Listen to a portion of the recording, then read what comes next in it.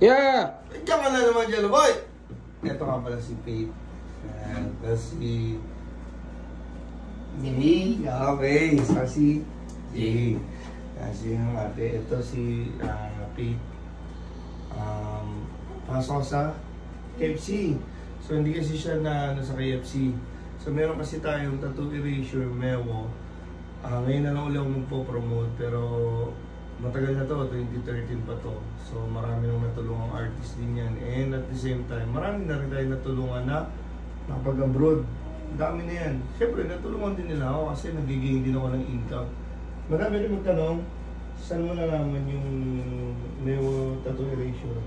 Bali, sa FB po, nag-search ako ng mga tattoo removal. Tapos may mga nag-video po doon, nag-upload din na servicean din po sila ni Sir na one session lang. One session only. Opo. Salamat. Ayun, totoo naman yan, yung one session only. So, marami ng mga negative lo. Kaya kung mapapansin nyo, hindi na ako nag-upload.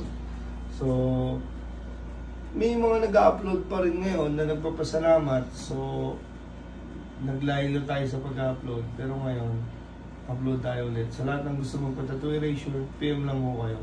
Medyo ano na lang tayo ngayon, medyo maingat na tayo ngayon. Kasi may mga taong negative, may mga positive. Pero sa bawat negative na mangyayari sa'yo, doon ka mas gumagaling, doon ka mas lumilupit. Kasi, ganoon talaga eh.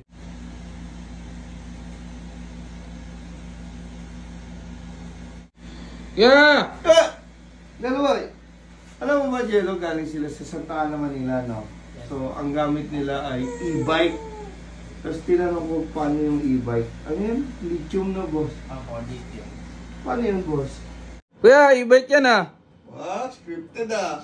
Para ito si Jay. Nagkukwentuhan kasi kami. Kasi ako, pag nagtatato ko, talagang makwento ko. So, natutuwa ako kay Jay kasi malupit na father and pamilya. Okay ba yan? Oo, di ba? Ito, mabait din daw, sabi ng ate.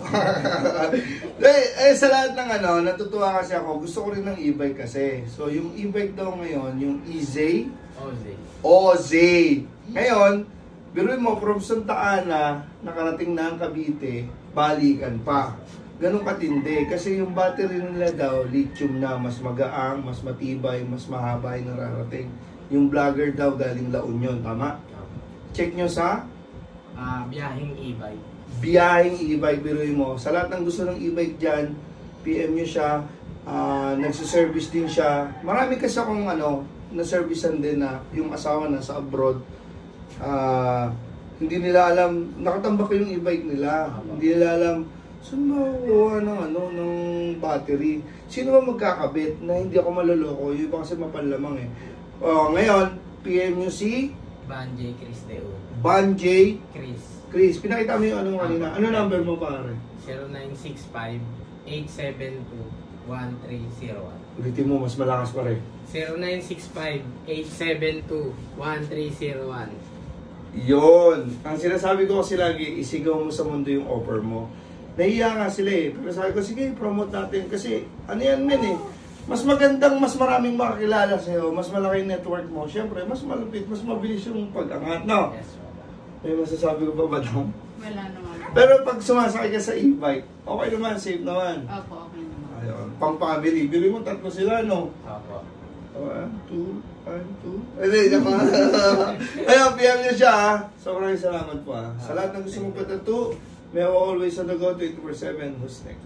Masakit ba? Hindi! Masakit. Nagpa-erase kasi siya. Kasi saan ba? KFC or... Ayun. Saan KFC? Libertad po. Kain kayo doon, ha? Bye-bye. Ito yung e-bike nila, oh. Lithium yung battery niyan. Tapos, from Santa Ana, Manila, parang buhay na tubig. 3 volts lang daw yung nagamit. So, parang nasa 72, 75 volts yan. Order kayo or